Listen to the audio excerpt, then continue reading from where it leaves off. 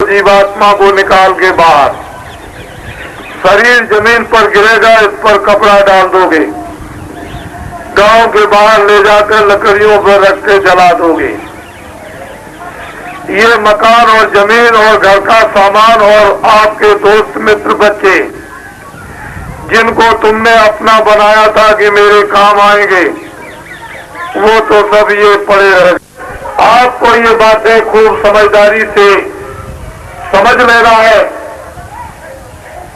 खेती छोड़ना नहीं, दुकान छोड़ना नहीं, दफ्तर छोड़ना नहीं। पहले खेती, दुकान, दफ्तर का काम करो, बाद में बच्चों की सेवा करो। दोनों जिम्मेदारी को पूरा निभा दो। यही तुम्हारे लिए सबसे ग्रस्त आश्रम का प्रतिपालन है। जब कोई समय काम का ना हो तो आधा घंटा भगवान का भजन, आधा घंटा भगवान का भजन करोगे और आत्म धन जब जमा करोगे भजन के द्वारा, तो चलते समय वो आपकी रक्षा करेगा, मदद साथ चलेगा। बाकी माया की छाया को जिसको आपने अपना बनाया, इनमें से कोई भी आपके साथ जाने वाला नहीं, ना आपकी कोई मदद करेगा। जिस तरह से तुम संबंध गांठ कर, संबंध बनाकर रिश्तेदार कहते हो मेरे रिश्तेदार हैं,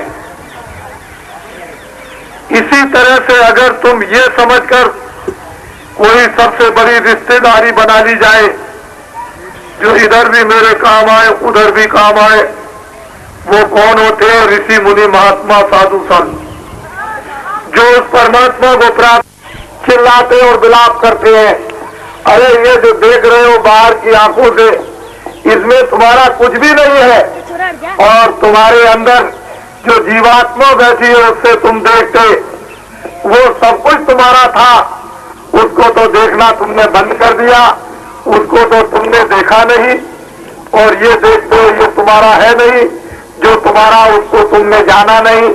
इसीलिए जरूरत पड़ती थी कि लाखों और करोड़ों रुपया खर्च करेंगे, दान पुण्य करेंगे, सेवा करेंगे, भाव भक्ति करेंगे, वो महात्मा मिल जाए जिन्होंने प्रभु को पाया है। तो ऐसी विभूतियां समय समय पर आया कर। अब बड़े ध्यान जाएगा तो मुक्ति और मोक्ष तो सस्ते में मिल जाएगी, जो बहुत कठोर और असंभव है। दोनों काम बन जाएंगे, लोक भी बन जाएगा, परलोक भी। लेकिन आपने इन बातों को जब भुला दिया तो रामायण, गीता, भागवत, वेद, मंदिर, देवता, गंगा, जमुना, जल, पृथ्वी, अग्नि, वायु, आकाश, इन सब देवताओं को आपने छोड़ दिया। उन्होंने पूछा आप कौन हो? मैं तो अयोध्या का रहने वाला हूँ, यहाँ जंगल में कैसे आए? हमको ऋषियों का आदेश हुआ है तपस्या करने। अच्छा तो मेरे लिए क्या सेवा? जब जरूरत होगी तब हम बताएंगे। राम तपस्या करने लगे। राज में प्रजा बड़ी पीड़ित है और पापों से लग चुकी है। ऐसा काम राजाओं करो कि पापों से मुक्त तुम्हारी प्रजा हो जाए। एक बार समझाया, दो बार समझाया, नारद जी को नाराजगी आई। फौरन पहुंचे कंस के पास, कहा कंस पापी दुराचारी, मैंने बार बार तुझको होश दिलाया, लेकिन मेरी तूने एक बात नहीं मानी। जा, मैं तुझको बताया जाता हूँ, तेरी बहन से तुझको मारने वाला पैदा होगा। नारद जी जा रहे थे, बुलाया, कहा कि आपने कहा था मेरी बहन से मारने वाला मुझको पैदा होगा, तो कितने बच्चे पैदा होंगे? कि 8। कौन मुझको मारेगा ये नहीं बताया। एक तरफ से मारना शुरू कर दिया, 7 बच्चे मार दिए, 8 में कृष्ण पैदा हो गए। लेकिन लोगों ने विश्वास नहीं किया। पर समय काल सबको सबक देता है, सबको शिक्षा देता है, सबको मजबूर कर देता है, और वक्त तो बदलता ही है। चाहे आप मानो न मानो, कृष्ण को, राम को पहचानो न पहचानो, मोहम्मद और ईसा को मत जानो, आप बौद्ध और महावीर को मत पहचानो, तुलसीदास मीरा को तुम जहर और भी पिला दो, लेकिन वक्त बदलता है। ऋषियों की, संतों की कभी बाणी मिथ्या नहीं जाती है।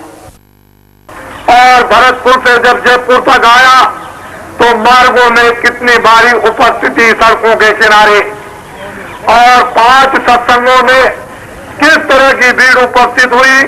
और रात को जयपुर में जो एक बहुत बड़ा जन समुदाय उपस्थित हुआ था, उसको आप लोगों ने अपनी आंखों से देखा। इस काफिले का उद्देश्य यह, वो आपको कुछ बताना चाहता, यह है कि आगे बड़ी तकलीफ, बड़े संकट, बड़े दुख आगे आने वाले हैं। तो सावधान ये काफिला करेगा कि तुम लोग अब कम से कम ये बात समझो। आज से हुक्म और आदेश हुआ है भगवान का कि इंसान आदमियों को ये बता दो कि तुमने बहुत झूठ बोला, धोखे दिए, बेईमानी की, चोरी की, कत्ल किए, तुमने बहुत जानवर और पंछी और आदमियों को मारा, अब इन बुरे कामों को बंद करो। उसने हुक्म दिया है कि न रामायण में लिखा, न गीता में, न वो कुरान में, न बाइबल में हुक्म दिया है कि इनको बता दो कि शराब की बूंद का एक कतरा भी मत पीना। वो मांस मुर्दों, मिट्टी को खाने के लिए उसने हुक्म दिया है कि इनको कहो कि इसको अब बंद कर दो। दिन में जाकर खेती का, दुकान का, दफ्तर का काम करे, बच्चों की सेवा करे। इन लोगों से ये कहो कि हिंदू आधा घंटा भगवान का मनसूबी मंदिर में सच्चा भजन करें। मुसलमान इस जिस्मानी मस्जिद में सच्ची खुदा की इबादत करे, और ईसाई इसमें प्रार्थना करें। तीनों जातियों के लोग अगर वास्तव में अपने अपने काम, बच्चों की सेवाओं में लग जाएं और आधा घंटा इबादत भजन भगवान का सच्चा करने लगे, तो दुनिया की सारी आने वाली आई हुई तबादत, मुसीबत और ये संकट आपके टल सकते हैं।